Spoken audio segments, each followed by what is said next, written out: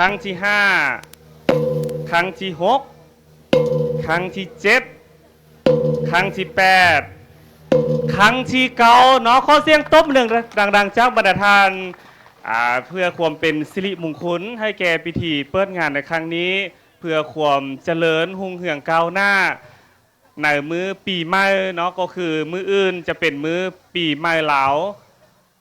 ฉะนั้นปัจจุบันกาปล่อยปุ่มเป้าเนาะเพื่อเป็นสัญลักษณ์ของการเปิดพิธีในครั้งนี้เจ้าข้อแสดงความขอบใจเป็นอย่างสูงต่อการนำภาครัฐที่ได้เข้าร่วมพิธีเปิดงานแฮวออย่างเป็นทางการซึ่งได้ไข้ขึ้นอย่างสง่าผ่าเผยและก็ได้เป็นนิมิตหมายอันดีเนาะแห่งความเป็นสิริมงคลของชาวลาวทางชาติที่ได้จัดตั้งปฏิบัติงานเริ่มฉลองบุญปีใหม่ลาวอยู่ที่หลวงพระบางเมืองมรดกโลกดินแดนแห่งเมืองมรดกโลกในครั้งนี้ฉะนั้นเนาะในโอกาสต่อไปก็จะได้เริ่มต้นพิธีขบวนแฮวอเมื่อขบวนปูเยือยาเยอเนาะและก็ขบวนพระทรงได้มาฮอดหน้าการนำแล้วก็ข้อเสื้อเสริญทางการนำขั้นสูงลงมาหดทรงเนาะเพื่อความเป็นสิริมงคลอีกตื่มครั้งหนึ่งฉะนั้นในโอกาสนี้ก็เสื้อเสริญบรรณาทานขึ้นประจำทีก่อนแต่บัดเวลาหดทรงปูเยือยาเยอและ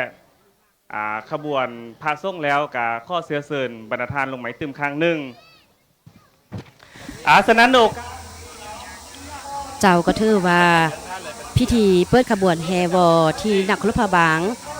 เมืองมรดกโลกก็ได้เปิดขึ้นแล้วซึ่งกล่าวเปิดพิธีโดยเมนทานเสวยศิลาวันประธานคณะกรรมการปกครองนครพบางทางเป็นรองประธานจัดงานบุญกุศลสงกรานต์ปีใหม่ลาวและหลังจากนั้นก็ได้มีตัดลิบบินหรือว่าตัดแทบผ้าเนาะโดยมีทานคำพันธ์เพื่อยะวงกรรมการกรมการเมืองศูนย์กลางภาคหัวหน้าคณะโฆษณาอบรมศูนย์กลางภาคประธานสภาทฤษฎีศูนย์กลางภาคแล้วก็ยังมีทานทองซิ่งธรรมวงศ์อดีตนายกรัฐมนตรีแห่งสปป.ลาวแล้วก็มีทานเสวยศิลาวันตัดแทบผ้าแล้วก็ฮักเกียรติลันคองก็โดยแมนทานคำพันธ์เพื่อยะวงกรรมการกรมการเมืองศูนย์กลางภาคหัวหน้าคณะโฆษณาอบรมศูนย์กลางภาคประธานสภาทฤษฎีศูนย์กลางภาคก็ถือว่าได้เริ่มขึ้นอย่างเป็นทางการเจ้าบรรดาท่านผู้ชมเนาะที่ท่านรับชมอยู่ในปัจจุบันนี้ขบวนต่างๆรวมทั้งหมด37ขบวนได้เริ่มขึ้นแล้วซึ่งขบวนนำหน้านี้ก็มีขบวนเนาะเข้าสู่พิธีแฮวอมีปลายคำขวัญในปี1388พศ2569คศ2026ที่นครหลวงพระบางเมืองมรดกโลกเนาะยินดีต้อนรับทุกท่านเนาะอันนี้เป็นนางสาวเนาะชื่อปลายคำขวัญพิธีแฮวอบุญปีใหม่ลาวมี3น้องด้วยกันเนาะแต่งกายสุดชนเผ่าเป็นตัวแทนให้ชนเผ่าเนาะคือบรรดาท่านได้รับชมอยู่ในปัจจุบันนี้เจ้าสาธารณรัฐประชาธิปไตยประชาชนลาวของพวกเฮาก็มีหลายชนชนเผ่าและ3ชนเผ่าใหญ่อยู่ร่วมกันนั่นก็คือเผ่าลาวเผ่ากะมุและเผ่ามงฉะนั้นในโอกาสบุญกุศลสงกรานต์ปีใหม่ลาวนี้ก็ได้เข้าร่วมขบวนการในการแห่ต่างๆและที่ทานเห็นไปในคณะนี้ก็คือขบวนแห่ที่1เนาะขบวนแห่จับปลายคำขวัญส่วนว่าขบวนที่2ก็จับปลายคำขวัญเนาะสมเสยนครหลวงพระบางได้รับเป็นนครวัฒนธรรมและปัจจุบันที่ทานสมนี่ก็เป็นขบวนทื่อถุงศาสตร์และก็ถุงศาสนาเนาะอันนี้เป็นขบวนที่3นักเรียนทื่อถุงศาสตร์ถุงศาสนาถุงทิวและก็ถุง10ประเทศอาเซียนเนาะเจ้าถุงศาสตร์ก็ไม่เท่งความเป็นน้ำหนึ่งใจเดียวข้องปวงชนลาวทางศาสตร์โดยมีพรรคประชาชนปฏิบัติลาวเป็นผู้นำพาเฮ็ดให้ศาสตร์ลาวหลุดพ้นออกจากแอกขอบของข้องพกจักรพรรดิต่างดาวผู้หุกหานเป็นสัญลักษณ์แห่งความเป็นศาสตร์ลาวถุงศาสนาถุงทิวภายใต้ระบอบใหม่ที่มีพรรคประชาชนปฏิวัติลาวนำพาปวงชนลาวทางศาสตร์ความเบิกบานมุนซืนและเอกอ้างทะนงใจพ้นงานในการสร้างศาสตร์พัฒนาประเทศศาสตร์ชีวิตวัฒนธรรมได้รับการปกปักรักษาและเสริมขยายอย่างบ่หยุดยั้งและปัจจุบันนี้บรรดาท่านก็ได้รับชมเนาะมีขบวนผู้เยอะยาเยอะ มีขบวนเท่าแก่ที่ขั้นดอกไม้กำลังย่างกายพิธีบอนหับสมข้องบรรดาแขกทางภายในและต่างประเทศอันนี้เป็นขบวนผู้เหยื่อยาเหยื่อเนาะ ขบวนปูเหยื่อยาเหยื่อซิ่งแก้วซิ่งคำตามความเชื่อถือฮิตบ้านของเมืองข้องสาวลูกพระบางเมืองมรดกโลกได้ให้การสักการะบูชาแก่เจ้าเทวดาล่วงทางซ่องนั้นก็คือปูเหยื่อยาเหยื่อซึ่งเป็นเจ้าหักหลักเมืองซึ่งในแต่ละปีเนาะสาวลูกพระบางจะได้อัญเชิญเอาเทวดาล่วงทางซ่ององค์นี้ไปดูแลหัวเมืองและห้างเมืองเพื่อคุ้มครองประชาชนให้อยู่เย็นเป็นสุขเนาะแล้วก็สำหรับซิ่งแก้วซิ่งคำก็เป็นสัตว์เลี้ยงของปูเหยื่อยาเหยื่อที่เพิ่นนำเอามาเลี้ยงเป็นลูกนั่นเองเนาะซึ่งเบาเรื่องที่ว่าปูเหยื่อยาเหยื่อก็เป็นคำเว้าที่สาวเมืองมรดกโลกของพวกเฮาได้ซาว่าไปเยอะมาเยอะ และก็และหลายคำสาปเนาะที่เกี่ยวกับตัวเนาะเจ้าก็เห็นว่าบรรยากาศคือคืนไล่เนาะอันนี้ก็เป็นขบวนเท่าแก่ยิงซ้ายเนาะคือขั้นดอกไม้นุ่งผ้าไหมเบียงแพงดงามตะการตาอันนี้ก็เป็นเอกลักษณ์ของคนท้องถิ่นล่วงพระบางซึ่งหักษาไว้ให้คงอยู่คู่กับประเทศของพวกเราก็คือล่วงพระบางเมืองมรดกของโลกเจ้าซึ่งเป็นการอุ้มต้นดอกไม้เนาะจะได้นุ่งคือที่ว่าผ้าไหมเบียงแพเนาะมาจากบ้านพระบาทตายและบ้านเบียงมาจำนวน100 คนเลยซึ่งเท่าแก่แนวโฮมบ้านเป็นผู้ทรงคุณวุฒิเนาะเป็นผู้สีนำในการศึกษาโฮมลูกหลานให้มีความรู้ความสามารถประกอบส่วนหน้าที่เวียกงานแก่ประเทศชาติบ้านเมืองให้มีความซีวิไลเนาะอันนี้ก็คือว่าขบวนที่ว่าอันนี้เป็นขบวนวอวัดมาเนาะขบวนวอพระทรงวัดมาใส่สบกมีจำนวน60 องค์ด้วยกันเนาะและถัดจากนั้นก็จะมีขบวนวอวัดแซนใส่สบกมีจำนวน60 องค์เช่นกันเจ้าพอขบวนรถวอมาฮอดเนาะก็จะให้การนำผักลัดได้หดส่งเจ้าแม่นแล้วเพื่อให้ความสุ่มเย็นเนาะให้ความอยู่เย็นเป็นสุขของพลเมืองของชาติลาวเฮาเป็นการอวยพรในปีใหม่เนาะและเป็นการขอพรแด่พระสงฆ์เพื่อให้อยู่เย็นเป็นสุขมีแต่ความสุขสกดีตลอดไปเนาะเจ้าเพื่อเป็นสิริมงคลให้แก่ตนเองและครอบครัวให้อยู่เย็นเป็นสุขเนาะมีสุขภาพแข็งแรงได้สิ่งดีๆเข้ามาในชีวิตในครอบครัวและส่วนตัวในโอกาสบุญกุศลสงกรานต์ปีใหม่เหล่านี้และก็ทุกๆท่านก็เช่นเดียวกันเนาะก็ต้องได้รับพรที่ดีบ่ว่าจะเป็นผู้หลักผู้ใหญ่ที่ครูบาอาจารย์เนาะที่เพิ่นให้พรในโอกาสในบุญปีใหม่ลาวฉะนั้นในปัจจุบันนี้ก็คือการนำผักลัดนั้นเพิ่นก็ได้หดทรงครับขบวนวอเนาะจากบัดต่างๆนอกจากขบวนวอวัดแซนแล้วก็มีขบวนรถวอวัดเสียงทองก็จะติดตามมาเนาะซึ่งปัจจุบันนี้ก็ได้มาถึงตอนหน้าเวทีบอลการนำขั้นสูงการนำจากศูนย์กลางและท้องถิ่นตอนหน้าห้อพิพิธภัณฑ์แห่งชาตินั่นเองเนาะซึ่งเป็นจุดกลางที่บรรดาแขกการนำได้หับสมและก็ได้ลงไปหดส่งน้ำอวยพรเนาะแล้วก็เป็นการข้อพรในปีใหม่เจ้าคือดังพูดนำกันแล้วว่าลูกพระบางนี้มีพระสงฆ์สามเณรนี้จำนวนล่วงหลายแต่ละตอนเช้านั้นจะมีผู้เฒ่าผู้แก่ผู้หนุ่มน้อยสาวสาบาตอนเช้ามีพระสงฆ์สามเณรนั้น300 กว่าองค์เนาะถึงว่าเห็นแล้วเป็นภาพที่สดงดงามเนาะและมีคงคุณค่าทางด้านศาสนาวัฒนธรรมของลาวเฮาเนาะอันน่ะเว้าแท้จันทีอันน่ะมื้ออื่นนี้ก็เป็นมื้อสำคัญขึ้นเนาะอยู่หลวงพระบางของเฮานี่ก็มีพิธีตักบาตรยิ่งใหญ่อีกตื่มอันนี้เป็นวัฒนธรรมฮิตของประเพณีที่ชาวหลวงพระบางของพวกเขาติดกับพุทธศาสนาเนาะสำหรับขบวนวอนี้ยังมีขบวนรถวอจากวัดเสียงทองมี60 องค์มีขบวนรถวอจากวัดบีสุน60 องค์ขบวนรถวอวัดอาหามจำนวน60 องค์แล้วก็ยังมีขบวนรถวอวัดทาสจำนวน60 องค์อีกตื่มเนาะอันนี้ยิ่งใหญ่เนาะปีนี้เห็นว่ามีขบวนรถวอพระทรงนี้หลายวัดเนาะแล้วก็มีจำนวนหลายองค์อีกตื่มขวบไม้ของหลวงพระบางนครแห่งวัดวาอาหาม ประชาชนชาวหลวงพระบางของพวกเรานั้นมันมีความเรื่องใสในพุทธศาสนานับตั้งแต่ศตวรรษที่18นั้นจะมีวัดอยู่ประมาณ65วัดแต่ว่ามาถึงปัจจุบันนี้มีสภาพดีพอสมควรในนี้มีวัด22แห่งสำหรับอยู่ในเขตปกปักรักษามรดกโลกเนาะมีวัดที่สร้างขึ้นล่วงลายอยู่หลวงพระบางของพวกเราส่วนลายก็แม่นสร้างขึ้นในศตวรรษที่15-18และก็ยังคงรักษาไว้รูปเดิมเนาะรูปทรงศิลปะสกุลสร้างลาวที่มีความงดงามหลายและในนี้โดยเฉพาะแม่นวัดเชียงทองจังสิ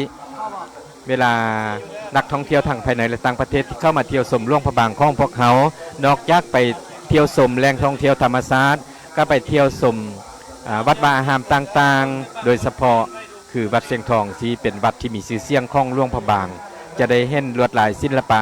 ที่งดงามเป็นเอกลักษณ์ของหลวงพระบางเจ้าอันนี้แม่น อันนี้ก็คือขบวนวอวัดอาหามเนาะซึ่งมีไล่ขบวนซึ่งประชาชนชาวหลวงพระบางนั้นก็ถือว่ามีความเลื่อมใสศรัทธาในพุทธศาสนาซึ่งในศตวรรษที่18นั้นมีวัดทั้งหมดนั้นเพียงแต่65วัดเนาะมาถึงปัจจุบันนี้ก็ถือว่ามีสภาพดีพอสมควรมีวัดทั้งหมดนั้น22วัดอยู่ในเขตปกปักรักษามรดกโลกวัดที่สร้างขึ้นอยู่หลวงพระบางส่วนลายแมนสร้างขึ้นนั้นในศตวรรษที่15ศตวรรษที่18ซึ่งยังคงรักษาได้รูปทรงศิลปะสกุลสร้างลวดลายแบบลาวๆของพวกเขาบ่ว่าจะเป็นสถาปัตยกรรมรูปขวัดแกะสลักก็เป็นซี่มือสกุลสร้างส่วนลายก็แม่นหลวงพระบางเนาะผสมประสานกับลายตะกุนสร้างนั่นเองซึ่งก็เป็นสร้างความประทับใจให้แก่หลายคนที่เข้ามาเที่ยวชมเจ้าบรรดาท่านขบวนบ่เนาะจะมีขบวนที่ว่าหม้ออุบังจำนวนกำลังเคลื่อนขบวนตามมาเนาะเจ้า50หน่วยมาจากโรงเรียนปองคำจำนวน100คนเลยซึ่งจำนวนหม้ออุบังนี้เนาะแม่นหนึ่งในรูปแบบการแสดงความรู้บุญคุณของพ่อแม่ญาติพี่น้องที่ได้ล่วงลับไปแล้วซึ่งบรรดาลูกหลานหรือผู้ที่ยังมีชีวิตอยู่ได้อุทิศเพื่อทานไปให้นั่นเองเนาะเป็นการเชื่อถือว่า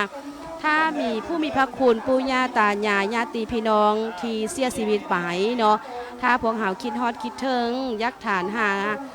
เพิ่นบ่าอย่าไปฮอดไปเทิงไหวต้องเฮ็ดหม้ออุบังเนาะการเฮ็ดหม้ออุบังนั้นไปหาญาติพี่น้องนั้นจะได้รับไว้ฉะนั้นจึงมีการเชื่อถือกันมาแล้วก็ปฏิบัติกันมาเท่าทุกมื้อนี้กุศลผลบุญเนาะในภายภาคหน้าและถัดจากนั้นอันนี้เป็นขบวนถัดมาเป็นขบวนขั้นคูปีจำนวน50ตนเนาะหลังจากขบวนแห่หม้ออุบังที่ผ่านกายหน้าพระราชวังหรือว่าห้อพิพิธภัณฑ์เขาก็คือสถานที่เปิดงานฮั่นก็มีขบวนของบานมื่นหนาเนาะในขบวนขั้นคูปีนี้มีบานมื่นหนา25ต้นมีบานทัดโบสถจำนวน25ต้นแล้วก็มีต้นเพิ่งจำนวน50ต้นมีบ้านพลเหืองจำนวน50ต้นต้นเทียนจำนวน25ต้นแล้วก็มีบ้านวัดนองมีจำนวน25คนเนาะภาษาเพิ่งแล้วก็มีบ้านพิกน้อยจำนวน100คนซึ่งรวมทั้งหมดนี่ก็มีอยู่225คนเนาะเจ้าซึ่งขั้นครูปีหรือว่าขั้นครูอายุนั่นก็เป็นเพื่อบูชาพระรัตนตรัยเพื่อให้บังเกิดแก่โชคลาภให้จากโรคภัยไข้เจ็บความอับปีจังไห้ทั้งหลายทั้งปวงก็ขอให้เกิดต่อไปนั้นก็คือให้เกิดแต่สิ่งดีๆเข้ามาในชีวิตแล้วก็ขอให้มีอายุมั่นขวัญยืนแล้วก็มีโชคมีชัยในโอกาสปีมาลาวกันนี้เนาะก็เป็นการเชื่อถือก็คือบรรดาท่านได้รับชมอยู่ในปัจจุบันนี้เนาะและกำลังเคลื่อนขบวนก้าวมานี้ก็คือบรรดาท่านได้รับชมนี้เป็นขบวนตัวเพิงเนาะตัวเพิงนี่ก็มีทุ่งเล็กแล้วก็มีทุ่งซ้ายเนาะอันนี้ก็เกี่ยวพันกับพื้นฐานการดำรงชีวิตของคนลาวเฮาเมื่อวานนี้ท่านผู้ชมหลวงพระบางของพวกเรามีพิธีโลลาดเนาะมีขบวนโลลาดเรียกว่าขบวนงานตลาดนัดแบบมวลชน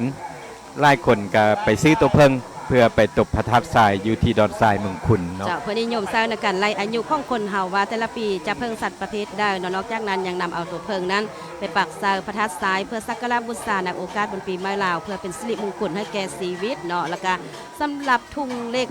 ในเมื่อก่อนชาวลาวของพวกเฮานั้นได้ใช้เข้าในการตบประทัดสายเช่นเดียวกันซึ่งเป็นเครื่องหมายบูชาพระพุทธเจ้าและอย่างใช้เป็นเครื่องหมายประกาศแห่งศาสนาซึ่งปัจจุบันยังสืบทอดกันมาบอกขาดนั่นเองทุ่งสายนั้นความหมายก็แสดงถึงหนึ่งในวัฒนธรรมทางด้านจิตใจและความเชื่อของสาวน้องพาบางซึ่งได้ติดพันฮิต12ของ14เป็นรูปแบบศิลปะหนึ่งซึ่งการตกแต่งยองให้มีสีสันผาให้เกิดความอบอุ่นด้านจิตใจในการกระทำการงานหรือวิสาอาชีพได้หนึ่งเนาะอันนี้ก็คือว่าความหมายของเจ้าและปัจจุบันนี้เนาะบรรดาท่านที่รับชมอยู่นี้ก็เป็นขบวนแห่ผ้าบาสีเนาะมีขบวนแห่ผ้าบาสีเซฟเราเดิมขับทุมอ่านหนังสืออันนี้หลวงพระบางอย่างอุดมสมบูรณ์ด้วยการขับไล่ยางบ่ว่าจะเป็นซ่องคอนลอกไข่อ่ะขับสล่างซ้ำเศร้าปนักบินโอ้ยไล่ยางเนาะผู้บรรยายก็ยังนับบ่ถ้วนแล้วว่านะความอุดมสมบูรณ์ซึ่งเป็นวัฒนธรรมทางด้านจิตใจเนาะที่พวกเขาได้ประดิษฐ์แต่งขึ้นเว้าเทิงผ่าควันนี้แม้นการแสดงเทิงคุณค่าทางด้านวัฒนธรรมทางด้านวัตถุและจิตใจซึ่งได้ติดพันกับฮิตของประเพณีอันดีงามของคนลาวและเฮ็ดบุญสิ้นกินทานต่างๆครอบครัวภายหลังสำเร็จพิธีทางศาสนาแล้วจะยังมีการทำอุสุคอนให้พ่อแม่ลูกหลานเนาะให้สาวเมืองหลวงพระบางเพื่อเวลาแขกคนการนำภาครัฐนักท่องเที่ยวมาเยี่ยมยามเที่ยวชมนี้เพื่อเป็นสิริมงคลนั่นเองเจ้าและนี่ก็คือขบวนฟ้อนหยักฟ้อนหลิงซึ่งการฟ้อนหยักแม่นหนึ่งหนังซากบทฟ้อนเทพนิยายพลักพลามขบวนหยักซึ่งแมนกองทัพของทศกัณฐ์ซึ่งเป็นตอนที่ทศกัณฐ์แสดงผลและอำนาจเกี่ยมพร้อมสู้รบกับกองทัพหนุมานและขบวนหลิงนั่นเองหลิงนั้นก็แม่นหนึ่งหนังซากบทฟ้อนหนังเทพนิยายพลักพลามขบวนหยักเมนกองทัพของทศกัณฐ์ซึ่งเป็นตอนที่ทศกัณฐ์แสดงผลและอำนาจเกี่ยมพร้อมสู้รบกับกองทัพหนุมานเพื่อขึ้นทัพไปต่อสู้เอานางสีดาอยู่เมืองศรีลังกาบทฟ้อนดังกล่าวนี้แม่นหนึ่งบทฟ้อนพื้นเมืองของสาวน้ำพาบางที่ได้รับความนิยมสมชอบจากแขกภายในและต่างประเทศและยังมีขบวนที่ว่าในขณะนี้เนาะขบวนฟ้อนหยักฟ้อนหลิงกำลังฟ้อนให้คณะกรรมการและทานผู้สมและมวลชนอยู่ในสถานที่แห่งนี้ได้เบิ่งได้ชมความงดงามศิลปะอ่อนช้อยการนุ่งการถือที่เป็นเอกลักษณ์ของพลักพลามนั่นเองเนาะแล้วต่อจากนั้นก็จะมีขบวนฟ้อนหนางแก้วเนาะภายหลังที่บามีฟ้อนหยักฟ้อนหลิงกันแล้วเจ้าสำหรับการปกปักรักษาและอนุรักษ์เกี่ยวกับการฟ้อนพื้นเมืองนี้อยู่โรงละครพลักพลามนอกของพวกเขาได้มีการจัดตั้งในการปกปักรักษามีการประดิษฐ์คิดแต่งเสริมเติมให้มีความอุดมสมบูรณ์แล้วก็มีการจัดตั้งแบบมีการฟ้อนให้บรรดาแขกคนทางภายในและต่างประเทศได้มาเที่ยวชมได้มาเบิง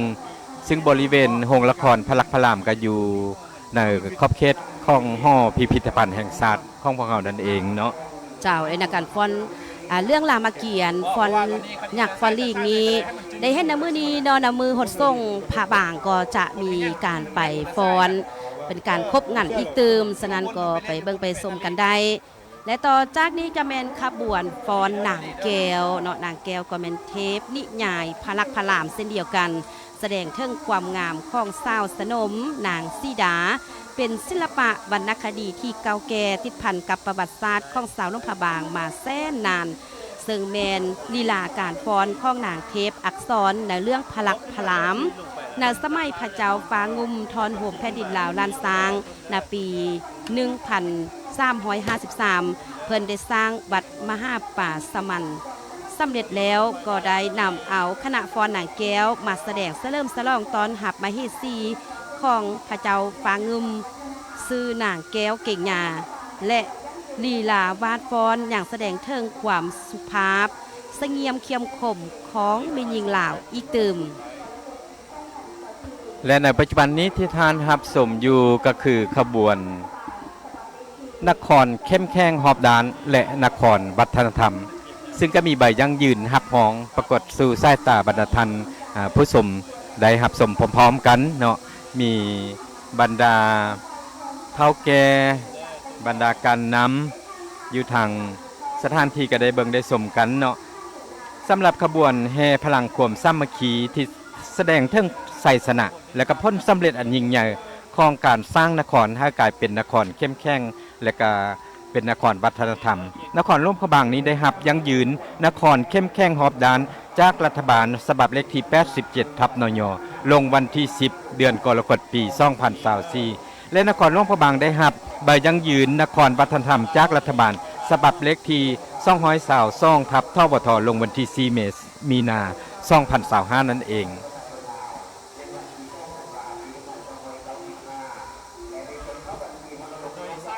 และท่านเห็นในขณะนี้ก็คือขบวนแห่ตกแต่งเครื่องไม้มรดกเนาะซึ่งป้ายมรดกเป็นสัญลักษณ์แห่งประวัติศาสตร์ที่ควรเอกอ้างทะนงใจต่อเวทีสากลการเอาใจใส่คุ้มครองและปกปักรักษาวัฒนธรรมและธรรมศาสตร์ที่หลวงพระบางได้ทึกรับรองเอาเป็นเมืองมรดกโลกแห่งทำอิฐของซอบปปลาวแมนวันที่2ธันวาคมปี1995และได้จดเข้าในบัญชีเป็นเมืองมรดกโลกอย่างเป็นทางการในวันที่9ธันวาคมปี1995จนถึงปัจจุบันนี้ซึ่งคงคุณค่าอันโดดเด่นของหลวงพระบางสอดคล้องกับ3เงื่อนไขที่องค์การยูเนสโกได้กำหนดไว้และนั้นก็เป็นสิ่งหนึ่งเป็นจุดเด่นอันหนึ่งเป็นความภาคภูมิใจของปวงชนลาวทางชาติโดยเฉพาะกระแม่นสาวหลวงพระบางของพวกเขาภายใต้การชี้นำพาจากศูนย์กลางและท้องถิ่นพวกเขาได้เอาใจใส่ในการปกปักรักษามรดกโลกหลวงพระบางให้คงคุณค่านับตั้งแต่ปี1995มาถึงปัจจุบันแม่น30 ปีและปีนี้ท้ายปีนี้ก็ก้าวเข้าสู่ปีที่31เนาะและปัจจุบันนี้ก็แม่นขบวนรถแห่รางวัลนามมยศนครเนาะนามมยศนครที่ได้รับจากองค์การจัดตั้งสากลนั่นเองเนาะซึ่งและรางวัลป้ายรางวัลเมืองสิ่งแวดล้อมที่ยืนยงของอาเซียนนี่ก็ถือว่าอีกหนึ่งนามยศที่น่าภาคภูมิใจสำหรับสาวหลวงพระบางในการพัฒนาตัวเมืองเคียงคู่กับการอนุรักษ์สภาพแวดล้อมไปเป็นอย่างดีด้วยทัศนียภาพที่สีเขียวสะอาดอากาศบริสุทธิ์บ่มีมลพิษประกอบเข้ากับการดำรงชีวิตของชาวเมืองที่ยังคงรักษาฮิตของประเพณีอันดีงามเจ้าเห็นว่ามีความงดงามเนาะขบวนแห่รางวัลและนามยศซึ่งไปหลวงพระบางของเขาก็ได้รับรางวัลเมืองยอดนิยมแห่งการท่องเที่ยวเนาะก็ได้รับรางวัลหลายปีเนาะผ่านการคัดเลือกแล้วก็มีป้ายรางวัลสิ่งแวดล้อมแบบยืนยงและในปัจจุบันนี้ก็แม่นขบวนแห่หัตถกรรมเนาะซึ่งขบวนหัตถกรรมที่ว่าจักสานเนาะซึ่งก็เป็นความปราณีตของพ่อแม่พี่น้องอยู่ที่บ้านดอนแก้วเนาะที่เพิ่นได้ที่ว่าซ่านเป็นซาเป็นกระบุงบอกแล้วก็ซ่านเป็นเป็นขั้นต่างๆเนาะมาซาบาดก็เป็นเครื่องจักสานคือดังมาตรฐานได้สมในปัจจุบันเนาะมีความงดงามหลายจันทีอันนี้ก็คือเครื่องจักสานภูมิปัญญาของชาวบ้านที่เฮ็ดจากไม้ไผ่เนาะชนิดต่างๆบ่ว่าจะเป็นค้องเป็นหวดนึ่งข้าวเนาะซึ่งก็เป็นการติดพันกับวิธีการดำรงชีวิตของพ่อแม่พี่น้องของพวกเฮาสาวเหล่าของพวกเฮาเนาะแอบสะเข้าเนาะแต่ละครอบครัวก็มีการสร้างบ้านยัดนำก่อสร้างแอบเข้าน้อยๆเนาะนักท่องเที่ยวและก็ประชาชนโดยเฉพาะกับแมนบ้านดอนแก้วนี่แหละมีความดุมันขยันเพียรบ่เฉพาะแต่บ้านดอนแก้วเนาะประชาชนบ้านอื่นๆก็มีความดุมันขยันเพียรทางด้านจักสานเช่นเดียวกันเนาะแต่มื้อนี้จะหยิบยกเอาเกี่ยวกับพ่อแม่ประชาชนอยู่ที่บ้านดอนแก้วเนาะและในปัจจุบันนี้กำลังเคลื่อนขบวนมาเนาะก็เป็นขบวนแห่หัตถกรรมตำแผ่นแผบ้านพลใสจำนวน25คนบ้านสังคโลกจำนวน50คนและก็บ้านเสียงแก้วจำนวน25คนรวมทั้งหมดนี้ก็มีอยู่100คนเนาะ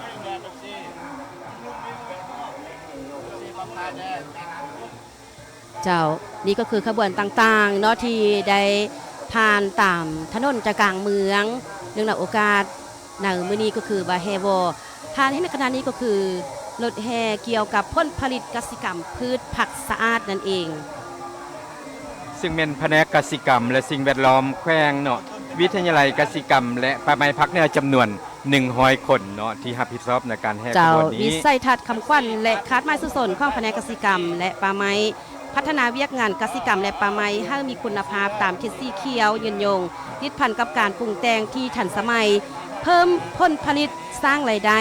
สะอาดปลอดภัยห่วงใหญ่ต่อสิ่งแวดล้อมติดพันกับการพัฒนาชนบท และแก้ไขความทุกข์ยากอันนี้ก็คือว่าทางแผนกกสิกรรม และสิ่งแวดล้อมเพิ่นก็ได้เป็นห่วงเป็นใยในการดำรงชีวิตของพ่อแม่พี่น้องของพวกเราบ่ว่าจะเป็นการปลูกการเลี้ยงก็ดีการอื่นก็ดี และใน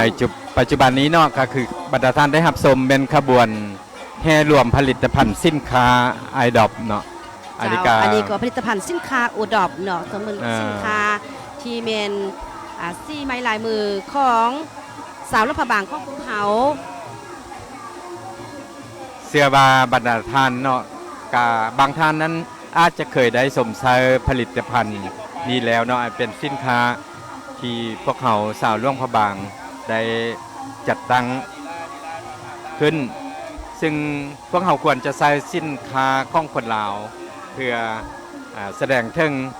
ความเป็นลาวเนาะอันนี้จะเป็นการช่วยสุขยุส่งเสริมผลิตภัณฑ์ของร่วงพระบางของพวกเขาและตามมาด้วยขบวนแห่ร่วงพระบางป๊อดคอนยาสูบอันนี้เป็นขบวนป๊อดคอนยาสูบเนาะเจ้า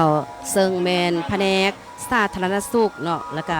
วิทยาลัยวิทยาศาสตร์สุขภาพจำนวน100 คนวันที่31พฤษภาคมของทุกๆปีแม่นการต้านการสูบยาโลกฉะนั้นวันดังกล่าวคนทั้งโลกจึงได้มีการสัมมนาเพื่อเผยแพร่ให้คนเข้าใจถึงผลหายของยาสูบและลดพรการสูบยากรณีมาให้ลดน้อยถอยลงและลดพรอัตราการเจ็บเป็นการตายย้อนผลหายของยาสูบคนลาวเฮาเสียชีวิตย้อนผลหายของยาสูบปีหนึ่งประมาณ 7,000 คนและนี่ก็เป็นบรรยากาศขบวนต่างๆในวันที่บรรดาท่านผู้ชมทางบ้านที่บ่ได้มาก็บ่ต้องเสียใจเนาะท่านก็ได้รับชมอย่างเต็มอิ่มกับภาพบรรยากาศและในขบวนต่างๆนั้นก็มีหลากหลายกิจกรรมอันนี้เป็นขบวนท่องเที่ยวเมืองจอมเพชรเนาะรถแห่ของเมืองจอมเพชรเมืองจอมเพชรนี่ก็อยู่ฝากฝั่งแม่น้ำคลองติดกับเมืองหลวงพระบางเนาะอยู่เมืองจอมเพชรนี่ก็มีกิจกรรมลงตบพระธาตุทรายดอนทรายเมืองพุนในมือบานนี้นั่นเองเจ้าเซิงเมืองจอมเพชรนั้นก็มีคำขวัญว่าเมืองจอมเพชรมีที่ตั้งกำเกิงล่วงพระบางมีผู้เท้าผู้นางมาแต่ปางปฐมพุนต้องคูณเสียงแมนงามล้นจนคนลือคนซาส่วนดอกไม้หนังปาญาตาดหอยขัวสื่อดังกองไปทั่วทุกท้องถิ่นแทนา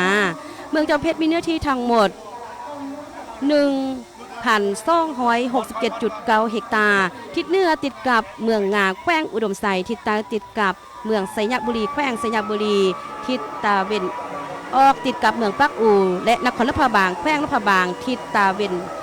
ตกติดกับเมืองฮ่องซาแขวงไสยบุรี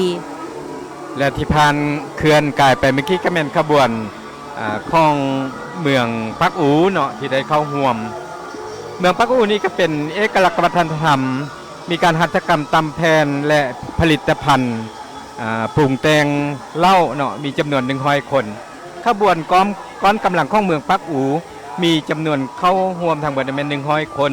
มีนางเศร้าส่วนเผาเหล่าลุมจับปลายเมืองปักอูถัดมาแม่นซ้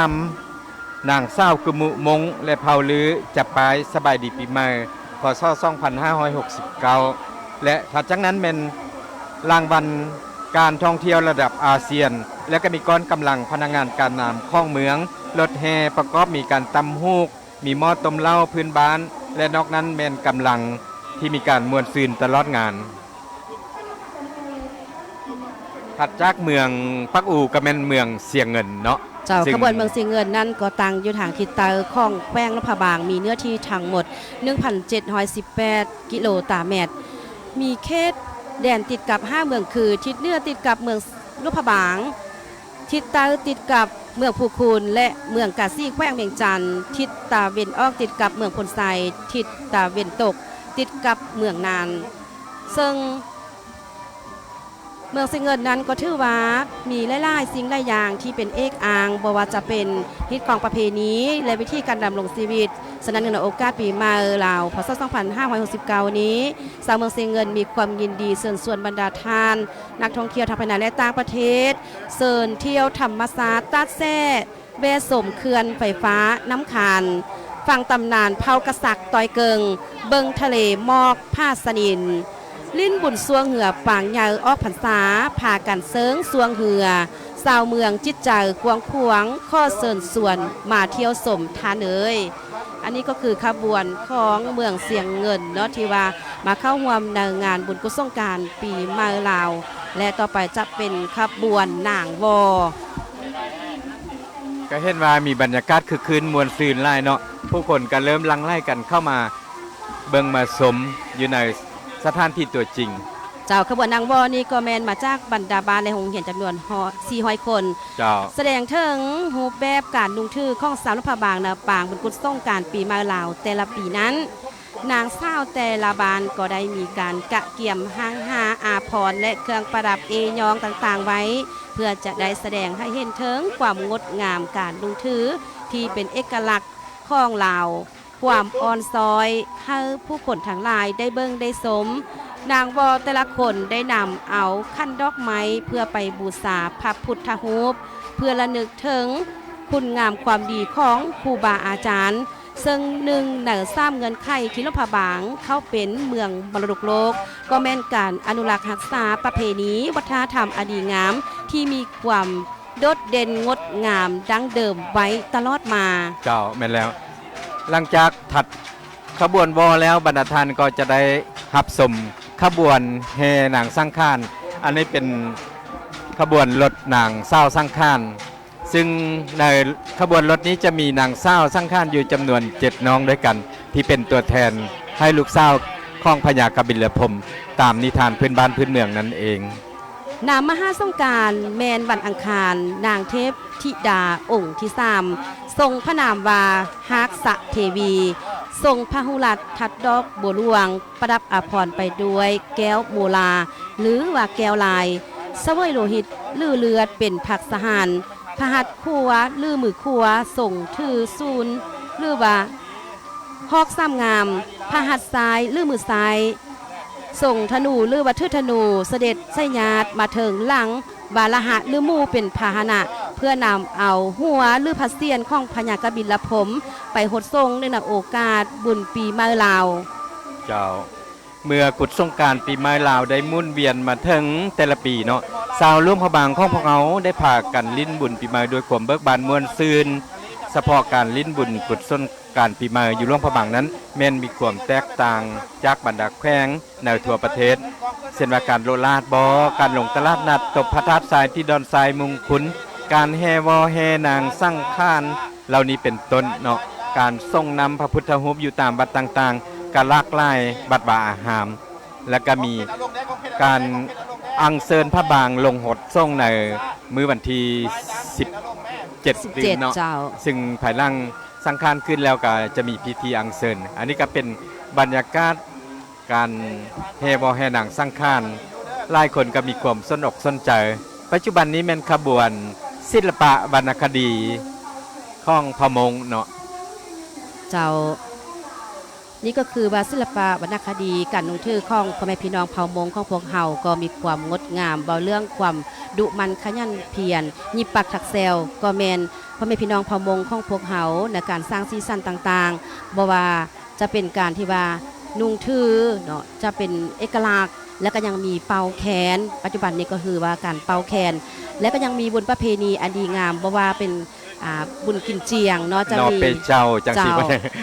จะมีการโยนมักคอนเป่าแขนเนาะเกี่ยวพาราซีหน่วยหนุ่มหญิงสาวเนาะบ่าวๆสาวๆก็จะไปเกี่ยวพาราซีกันเจ้าว่าทั้งเผ่ามงนี่มันเผ่าหนึ่งเหนือ3เผ่าของสาธารณรัฐประชาธิปไตยประชาชนลาวซึ่งเผ่าดังกล่าวนี้มีภาษาปากเว้ามีศิลปะวรรณคดีมีฮิตของประเพณีอันดีงามที่เป็นเอกลักษณ์เฉพาะเขาเจ้าเผ่าดังกล่าวก็มีบทบาทสำคัญในการปกปักรักษาและสร้างชาติพัฒนาประเทศชาติตลอดมาการแสดงซีซั่นของการนุ่งห่มของเผ่ามงก็มีลักษณะเฉพาะตัวเป็นเอกลักษณ์เฉพาะตัวเนาะแล้วก็มีการนุ่งถือ ของเผ่าได้ก็มีเอกลักษณ์เฉพาะของเผ่านั้นคือกันเนาะเฉพาะลาวของพวกเขาและนอกจากนี้ก็ยังมีความเป็นเอกภาพด้านอุดมการณ์ก็คือจุดหมายเกี่ยวกับความมุ่งมั่นในการนำพาประเทศชาติให้หลุดพ้นจากความทุกข์ยากไรคือกันเนาะและในปัจจุบันนี้ก็เป็นขบวนแห่จำลองมัดข้าวต้มเนาะ ข้าวต้มมัดเนาะ ข้าวต้มมัดไทยดำอันนี้เป็นบ้านโพซี่เนาะบ้านโพซี่ซึ่งเผ่าไทยดำนี่ก็เป็นส่วนเผ่าหนึ่งเนาะที่มีการสืบทอดทางด้านวัฒนธรรมฮิตของประเพณีอันดีงามตามรูปแบบการนุ่งทื่อที่มีความเป็นเอกลักษณ์ของเผ่าตนเนาะซึ่งมักนุ่งสุดดำย้อมน้ำหนินที่เฮ็ดจากธรรมศาสตร์มีเสียงขับไทยดำที่มวนอ่อนซอยบทฟ้อนเต้นแสมวนแท้เสียงกองของปีสามัคคีบรรดาเผ่าสร้างสาบ้านเมืองเนาะอันนี้ก็คือขบวนรถแห่จำลองเข้าต้มมัดเผ่าไทยดำบ้านโพซี่นั่นเองหลากหลายกิจกรรมเนาะจันทีในปีนี้อุดมสมบูรณ์ผู้ใดก็เบิ่งโบละสายตาจ้องตาลายพันคูเนาะที่ว่าจ้องสายตาไปเบิ่งขบวนต่างๆมีความคึกคืนมวลซื่นและก็ได้บรรยากาศดี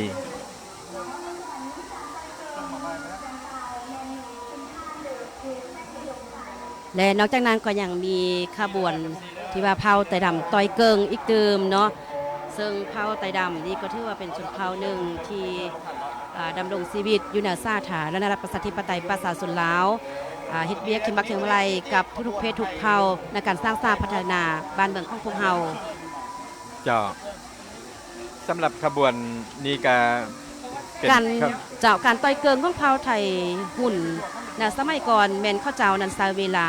กับจากการลาสัตว์ป่าแล้วก็กลับบ้านเพื่อการสลองไสของคนสำเร็จในการลาเนื้อพวกข้าเจ้าก็จะได้เอาไม้ป้องนอกมาเฮ็ดเป็นเกิง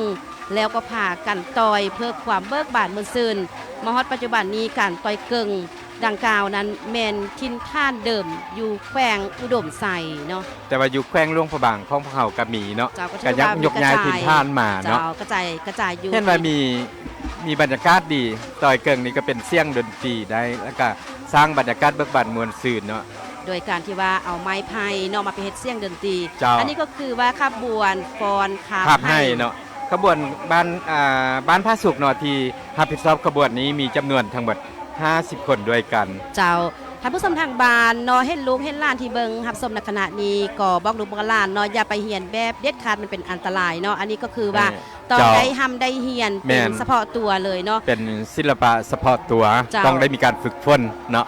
ศิลปะการทำให้เนาะก็มาจากส่วนเผ่าผู้น้อยที่อาศัยอยู่แขวงพงศรีจากนั้นมาจำนวนหนึ่งก็ได้ยกย้ายมาอยู่ลำพะบางและได้เผยแพร่ศิลปะการขับให้ในการฟ้อนขับให้นี้นักแสดงล้วนแล้วแต่มีพรสวรรค์และผ่านการฝึกซ้อมมาเป็นเอกลักษณ์พิเศษนี้เฮ็ดให้ผู้ชมงึดงออัศจรรย์และห้าสมได้ยากแม่นแล้วอันนี้ก็เป็นความสามารถเฉพาะตัวที่ได้ผ่านการฝึกฝนเป็นเวลาดนนานจึงสามารถแสดงได้ปฏิบัติได้แต่ว่าพวกเขาเนาะที่บ่ได้ฝึกฝนก็บ่ควรจะไปเรียนรู้ถ้าว่าอยากจะปฏิบัติได้คือเขาเจ้าแท้ๆก็ต้องได้มีการฝึกฝนเป็นอย่างดีเนาะเจ้าแล้วก็จะให้ลูกหลานของพวกเฮาได้ไปเรียนแบบเนาะได้เห็นแล้วก็ไปหลักเรียนแบบนี้เป็นอันตรายเด็ดขาดฉะนั้นพวกเฮาเป็นผู้ปกครองและที่ท่านผู้ชมได้รับชมอยู่ในปัจจุบันนี้ก็เป็นขบวนมวยลายลาวและกองคั่นเนาะอันนี้ก็เป็นขบวนหนึ่งของสมาคมลายลาวแขวงหลวงพระบางแม่นบ้านเวียงไสเนาะเจ้ามวยลายลาวนั้นแม่นศิลปศาสตร์เจ้ายุทธศาสตร์วิธีการต่อสู้เนาะป้องกันตัวของบรรพบุรุษลาวเฮาที่ได้ถ่ายทอดมาเป็นเวลาช้านานเนาะในศิลปศาสตร์นี้ได้กลายเป็นศิลปะการแสดงด้วยท่าทางวาดฟ้อนที่เข้มแข็งและประกอบไปด้วยท่าต่างๆเนาะแล้วก็ยังมีที่ว่าประกอบไปด้วยกองเบาะกองห้างเบาะกองยาวเบาะนอบตีประกอบเข้าไปพร้อมก็เป็นการสร้างสีสันความบันเทิงเนาะแล้วก็ยังเป็นยุทธศาสตร์ในการป้องกันตัวในเมื่อก่อนเนาะสมัยปู่ย่าตายายเพิ่นก็ได้เรียนศิลปะยุทธป้องกันตัวและก็ได้ถ่ายทอดมาถึงรุ่นสู่รุ่นถึงปัจจุบันนี้เนาะอันนี้ก็คือว่า ลูกหลานของพวกเฮาสามารถเห็นฮูใดเนาะเพราะว่าเป็นการป้องกันตัวที่ดีโดยเฉพาะก็แม่นมวยลาวๆนั่นเองควรคู่กับการรักษาและก็สืบทอดต่อไปและยังมีที่ว่ากองขันเนาะซึ่งกองขันนั้นก็เป็นเครื่องดนตรีพื้นเมืองประเภทหนึ่งเนาะที่ว่าประชาชนลาวเฮาใช้ตีในงานบุญต่างๆเนาะเพื่อสร้างความคึกคืนม่วนซื่นเส้นบาซี่สู่ขวัญบ่แห่เคยบ่งานบุญอื่นๆบ่เนาะนอกจากนั้นเพิ่นก็อย่างใช้ตีเป็นจังหวะในการฟ้อนดาบฟ้อนมวยลาวๆนี่เลยเนาะประกอบเข้ากันเนาะเพราะว่าฟ้อนมวยลาวแล้วก็ต้องมีจังหวะเนาะตีกลองไปพร้อมฟ้อนไปพร้อมเนาะ อันนี้ก็คือความอ่อนซ้อยแต่แสดงถึงความเข้มแข็งเนาะเข้มแข็งในการต่อสู้เนาะ อยู่ล่วงพระบางของพวกเขาก็มีผู้หนุ่มผู้น้อยเนาะที่แบบได้มีการฝึกฝนที่มาแสดงให้บรรดาท่านผู้สมได้รับสมและก็บรรดาการนำอยู่ในงานบุญแห่งนี้ก็แม่นรุ่นน้อยรุ่นหนุ่มเนาะที่ว่าได้มีการฝึกฝนเหียนหูอันนี้มันขบวน สมาคมมวยลาวเนาะและกองข้างบานเลียงใส่เนาะ ของหลวงพระบางเอาเองเนาะ เพิ่นใส่นันดาบแทเนาะในการที่ว่าฟ้อนแล้วก็ปาดฉะนั้นก็ลูกหลานของพวกเฮาก็ต้องได้แนะนำเนาะในการเบิ่งก็บ่ควรใส่สิ่งของที่มีแหลมคมเนาะเพราะมันเป็นอันตรายเนาะบ่ต้องเหียนแบบเด็ดขาดเนาะต้องได้ฝึกฝนเช่นเดียวกันเกี่ยวกับการคาบให้นั่นแหละเนาะฉะนั้นดาบนี้มันเป็นอันตรายแท้ๆเนาะฉะนั้นก็อย่าไปเหียนแบบเด้อเพราะว่าเพิ่นได้เหียนมาแล้วเพิ่นมีวิธีในการป้องกันตัวมาแล้วเนาะถ้าอยากเหียนฮู้อยากเป็นคือแบบศิลปะที่เบิ่งอยู่ในขณะนี้ก็ต้องได้เหียนฮู้ได้ศึกษาเนาะ เจ้าแม่นแล้วเนาะคันว่าจุดประสงค์ของแต่ละคนของพวกเฮานั้นก็อาจจะบ่คือกันความมักแต่ละอย่างแต่ว่าคันท่าบางทานเนาะอยากจะเหียนหูอยากจะฝึกฝนก็สามารถที่จะไปฝึกฝนด้านที่ตนเองมัดและสามารถเข้าร่วมขบวนเนาะที่จะได้มีส่วนประกอบเข้าในงานบุญต่างๆได้และในปัจจุบันนี้เนาะคือบรรดาท่านได้รับชมอยู่ก็คือขบวนอนามัยเนาะ ขบวน